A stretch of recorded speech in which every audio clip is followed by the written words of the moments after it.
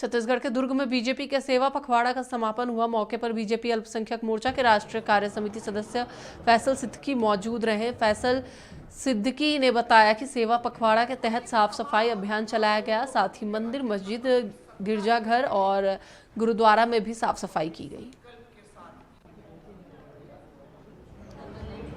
Bharatiya Janata party 17 सितंबर यानी कि माननीय प्रधानमंत्री श्री हिंद नरेंद्र मोदी के जन्म दिवस से लेकर 2 अक्टूबर के बीच सेवा पखवाड़ा मनाती है। यानी कि हम भारतीय जनता पार्टी कार्यकर्ता आम जनमानस के मध्य जाके सेवा कार्य करते हैं। वो कार्य कैसे होते हैं? जैसे हम ब्लड डोनेशन कैंप लगाते हैं कि भविष्य में जिन लोगों को ब्लड की आवश्यकता हो उसकी पूर्ति हमारे सहयोग के माध्यम से हो सके। हम स्वच्छता का एक मैसेज लोगों के बीच में देते हैं। मेरे प्रधानमंत्री ने इस देश में महात्मा गांधी जी से प्रेरित होकर स्वच्छता का जो अलग जलाई है, जो दिया जलाया है, हम इन 15 दिनों में उसकी प्रेरणा को लेकर आम जनमानस के बीच जाते हैं। हम लोगों से कहते हैं, हम स्वयं पहले वृक्ष लगाते हैं और लोगों से यह अपेक्षा करते हैं कि वो वृक्षारोपण करें।